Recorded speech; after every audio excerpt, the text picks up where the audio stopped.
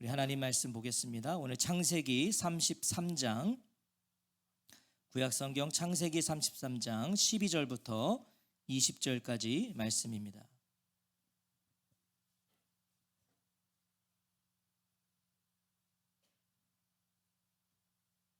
창세기 33장 12절부터 20절까지 말씀, 우리 한 절씩 교독하겠습니다. 제가 먼저 12절을 읽겠습니다. 에서가 이르되 우리가 떠나자 내가 너와 동행하리라.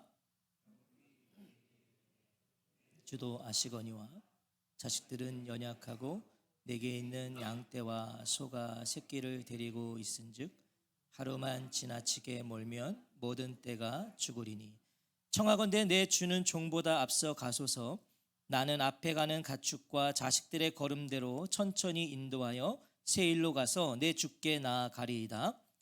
에서가 이르되 내가 내 종 몇 사람을 내게 머물게 하리라.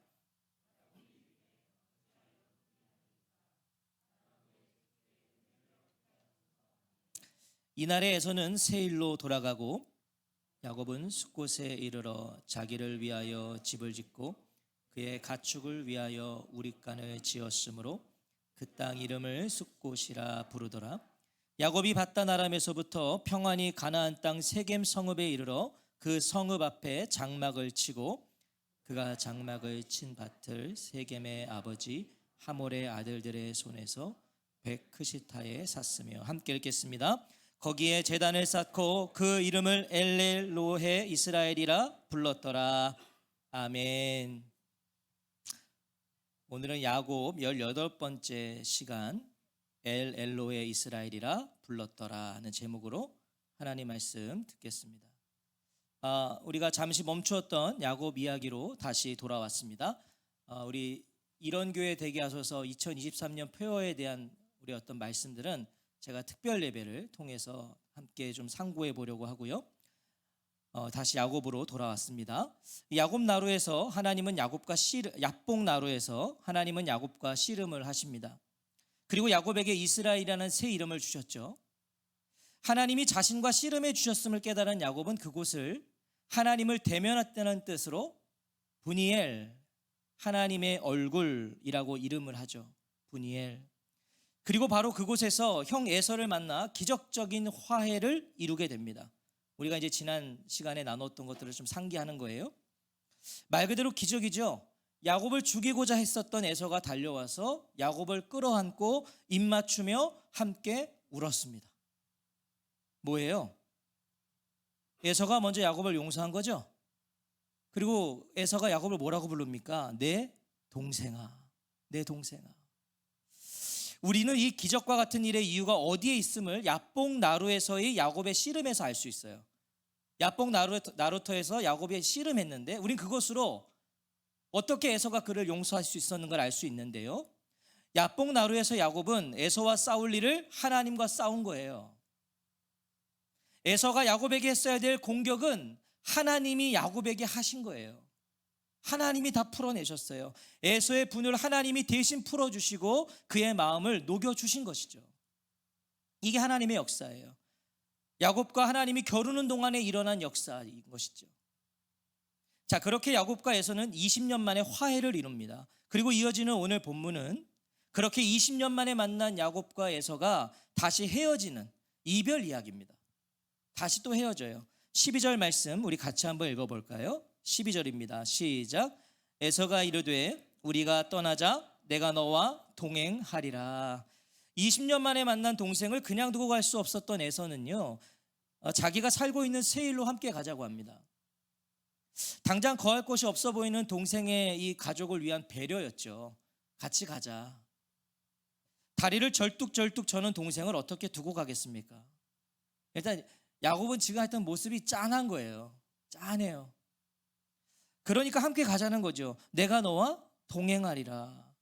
자신과 함께 온 400명의 장정이 야곱과 그의 가족과 재산을 지켜주겠다는 거예요. 우리가 너를 호위하면서 갈 테니까 같이 가자. 야곱을 치기 위해 데려왔었던 400명이거든요 원래.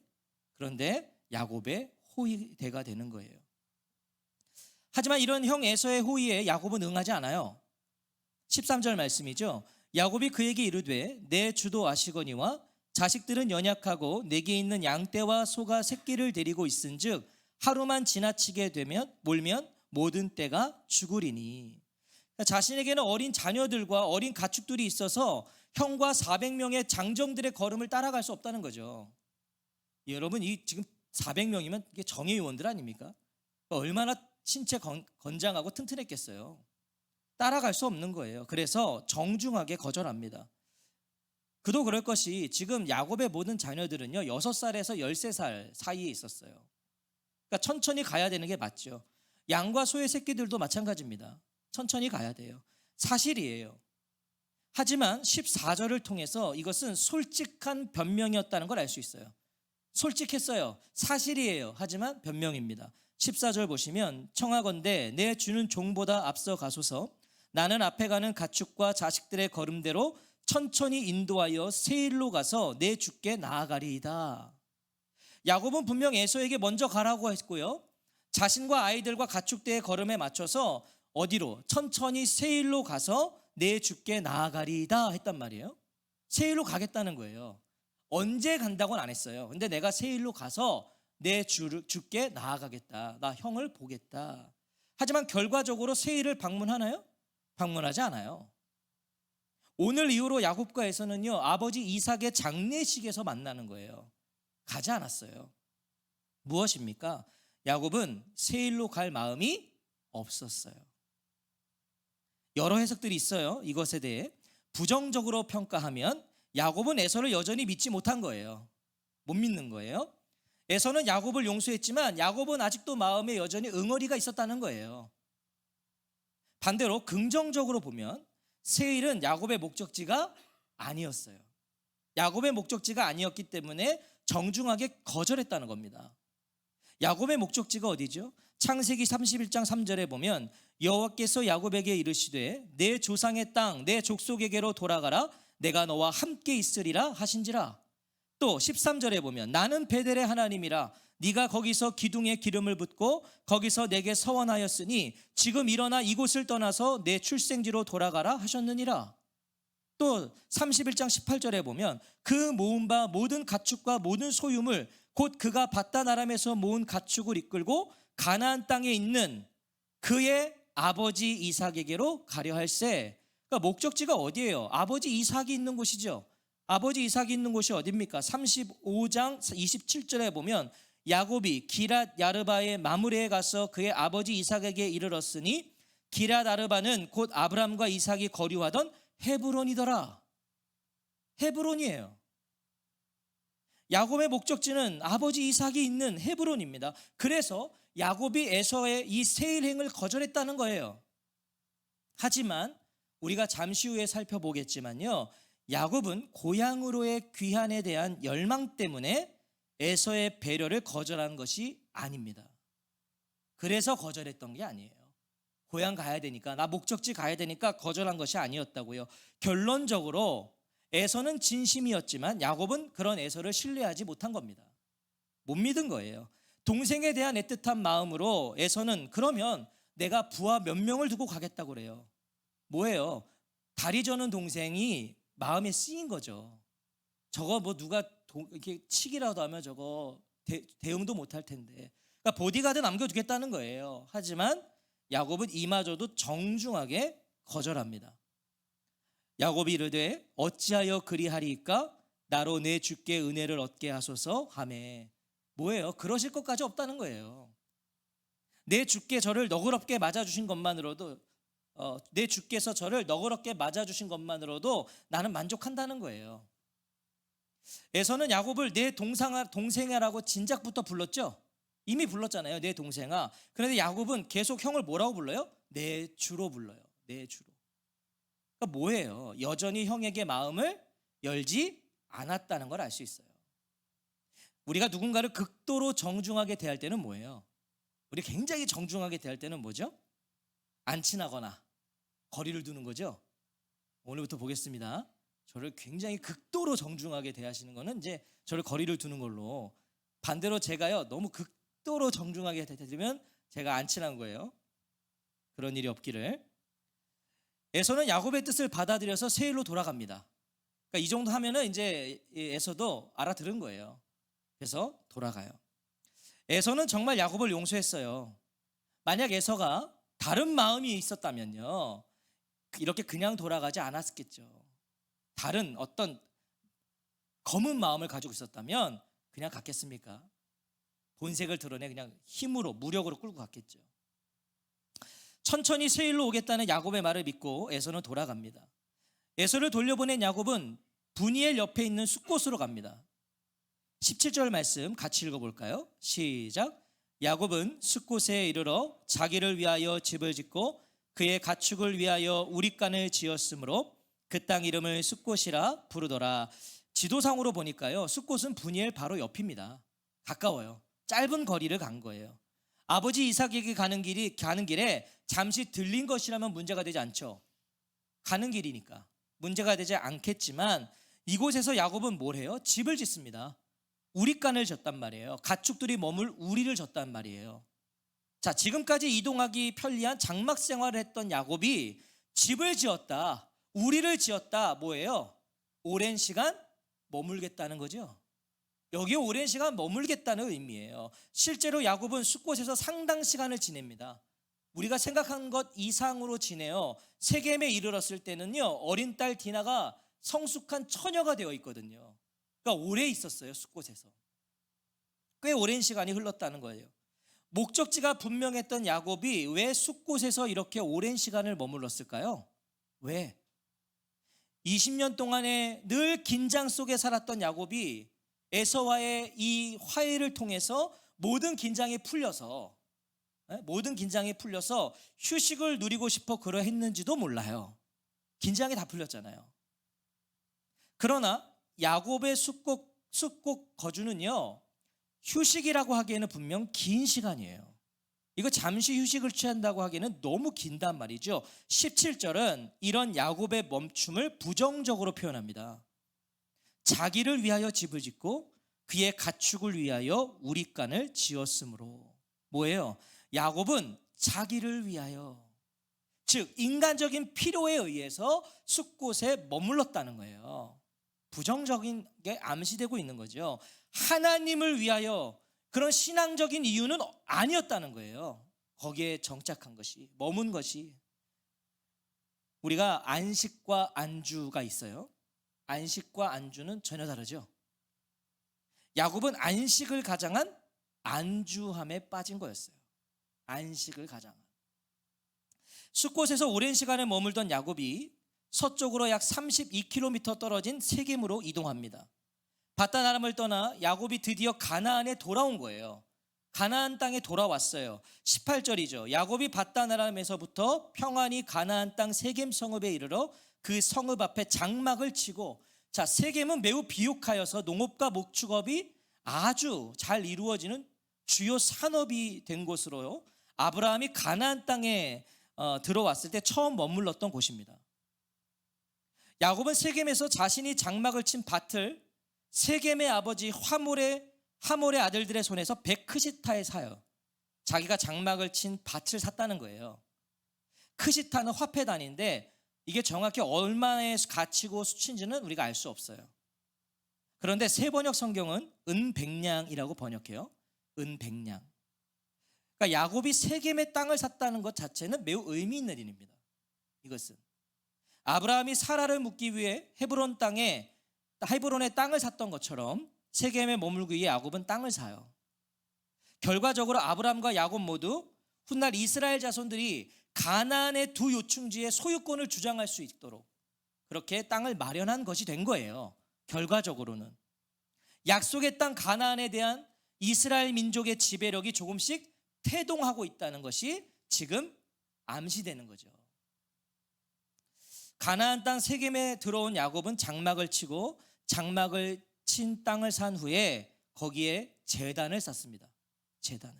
20절 말씀 같이 읽어볼까요? 시작.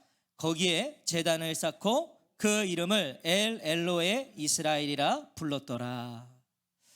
야곱이 세겜에서 동물의 희생 제사를 드리는 제단을 만듭니다.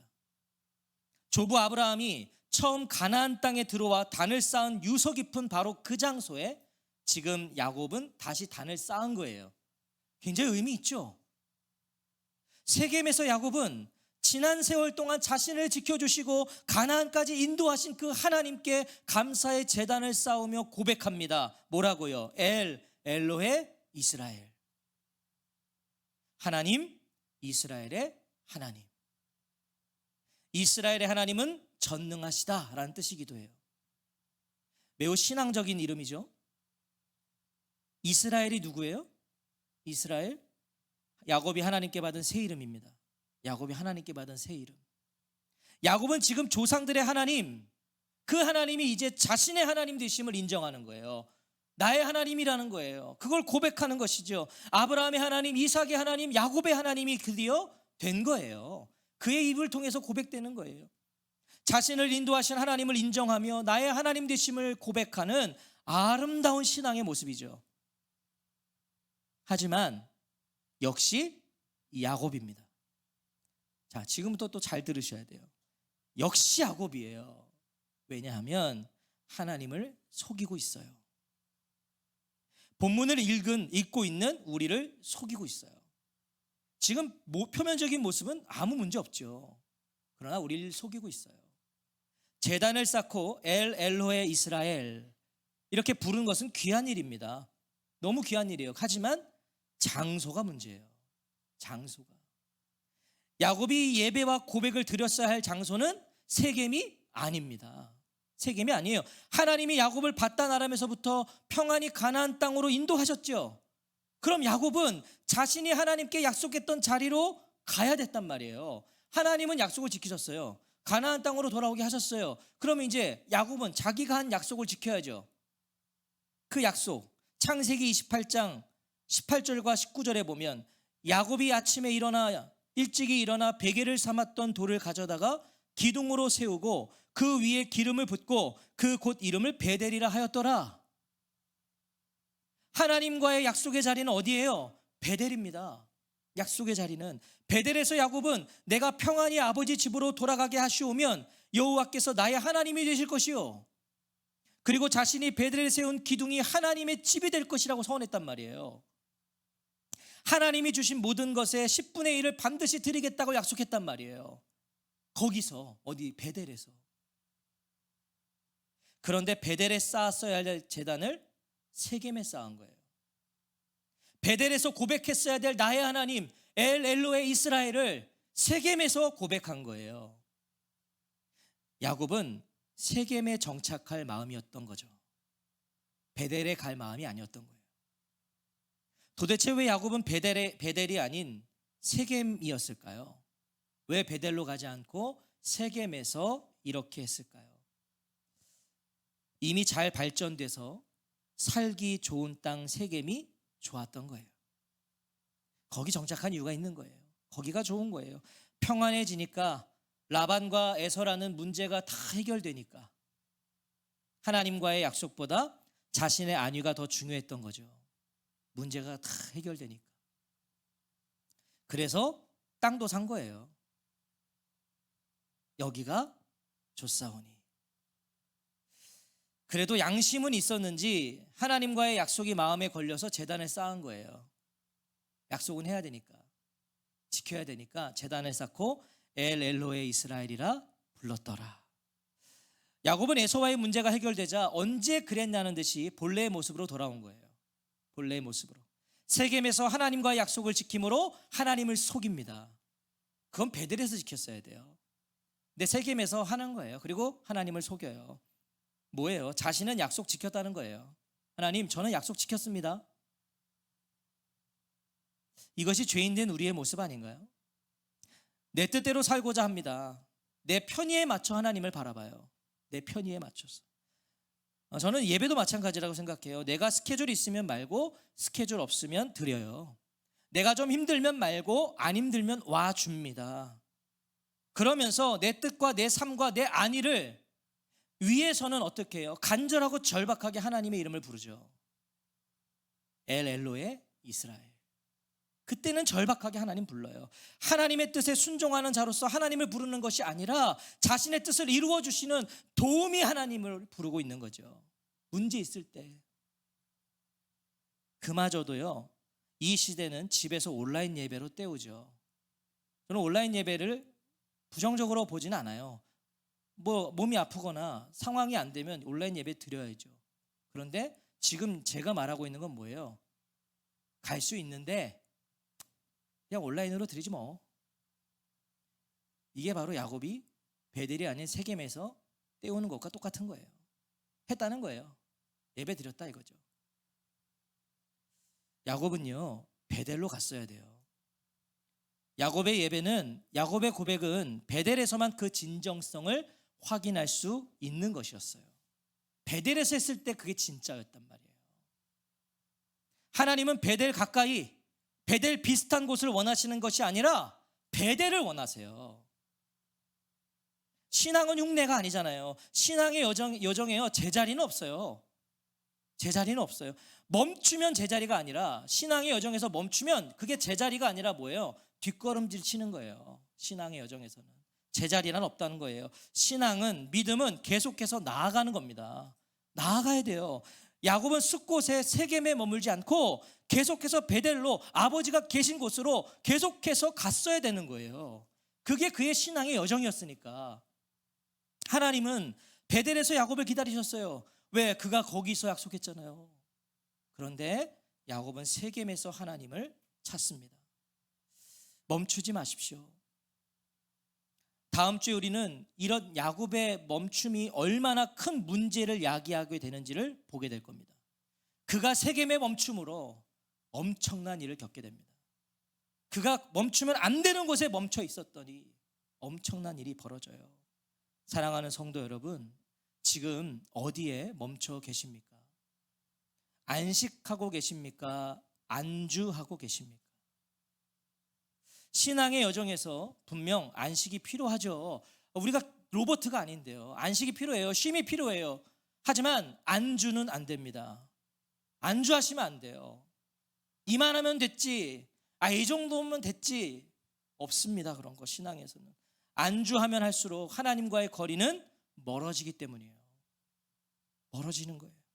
숲곳이 편해도, 세겜이 좋아도 베델로 가야 합니다. 베델로 가야 돼요. 하나님을 향하여 한 걸음이라도, 절뚝거리면서라도, 기어서라도 우리는 가야 돼요.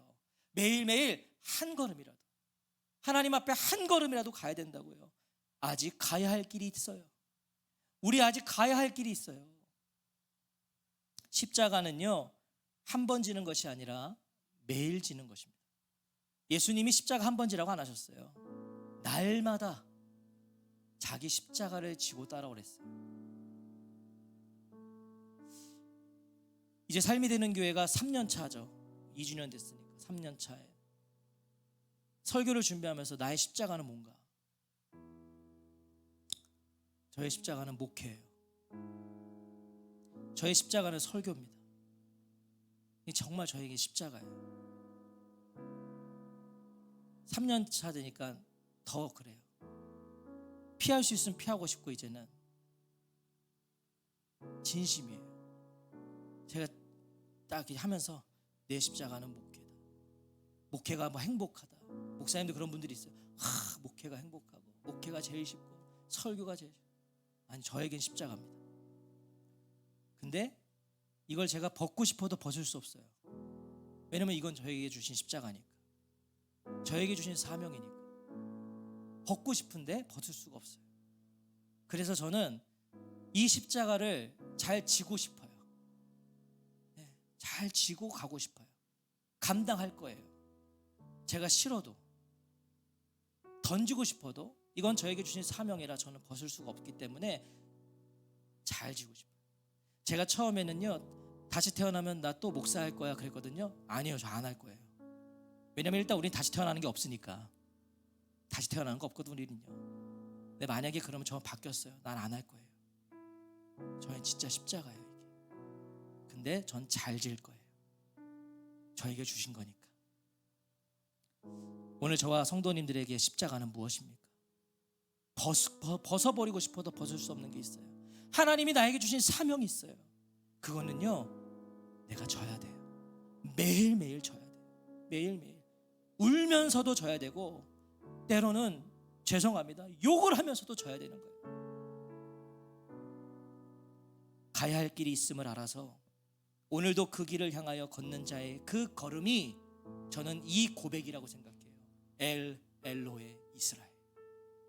저 가야 할 길을 알아서 그 길을 가는 사람이, 그게 진정 이 고백 아니겠어요? 그 걸음이 말만 하는 게 아니라 베델을 향하여 걸어가는 그 걸음이 엘 엘로에 이스라엘, 하나님, 이스라엘 하나님, 나의 하나님, 그 걸음이 그 고백이 될 거예요. 한 주간도 하나님을 속이지 않고 하나님을 향하여 매일매일 뚜벅뚜벅 우직하게 가야 할 길을 걸어가는 저와 성도님들이 되시기를 주의 이름으로 축원합니다. 우직하게 걸어가십시오. 바보스럽게, 우직하게 바보스럽다는 거예요. 바보스럽게 가는 거예요. 누가 뭐라 하든 나는 내 이 길을 가는 거예요. 그 은혜가 있으시기를 다시 한번 주의 이름으로 축원합니다. 아멘. 우리 같이 찬양하고 기도하겠습니다.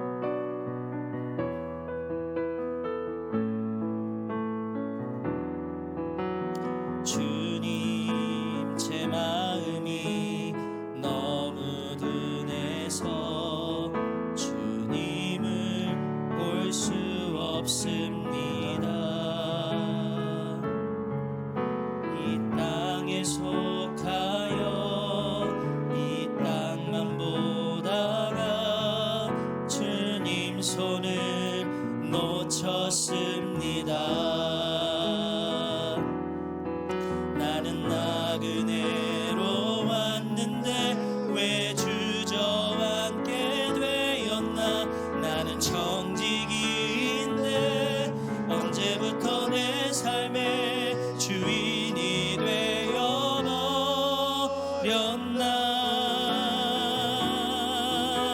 믿음이 없이는 기쁘시게 못하나니 거된 수고도 다 헛될 뿐이라. 믿음이 없어서 무너진 삶의 모든 자리에 다시 주님을 기다립니다. 주님, 제 마음이 너무 둔해서, 주님, 제 마음이 너무 둔해서 주님을 볼 수 없습니다. 이 땅에 속하여 이 땅만 보다가 주님 손을 놓쳤습니다. 나는 나그네로 왔는데, 나는 나그네로 왔는데 왜 주저앉게 되었나. 나는 청지기인데 언제부터 내 삶의 주인이 되어버렸나.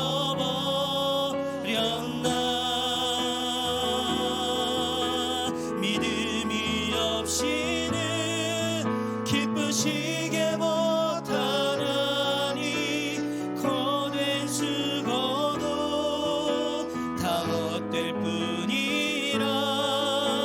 믿음이 없어서 무너진 삶의 모든 자리에 다시 주님을 기다림. 믿음이 없이는, 믿음이 없이는 기쁘시게 못하나. 주를 찾는 자, 주를 찾는 자 반드시 만나리. 믿음이 없어서 무너진 삶의 모든 자리에 다시 주님을 기다립니다. 오라 하시니, 오라 하시니 나아갑니다. 가라 하시니 떠나갑니다.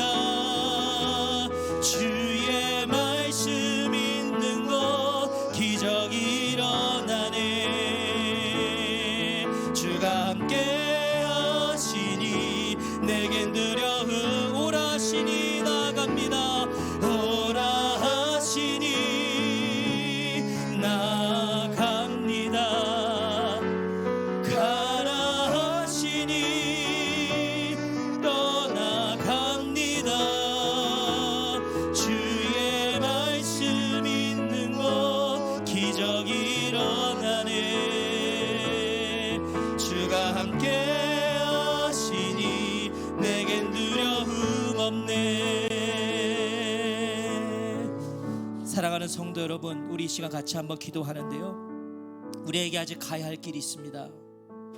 멈추지 마십시오. 이 땅에서 성도는 멈출 곳이 없어요. 우리는 본향을 향해 가고 있는 겁니다.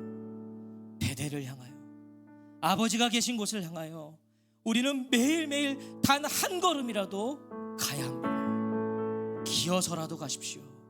쩔뚝거리 서면서도 이를 악물고서라도 가십시오. 그것이 우리의 사명입니다. 하나님, 우리 그렇게 살겠습니다. 이번 한 주도 그렇게 한번 살아보겠습니다. 우리와 함께 하옵소서. 말뿐인 엘로의 이스라엘이 아니라 그런 삶의 걸음과 내용으로 엘로의 이스라엘을 말하겠습니다. 이런 고백을 가지고 우리 같이 한번 기도하겠습니다.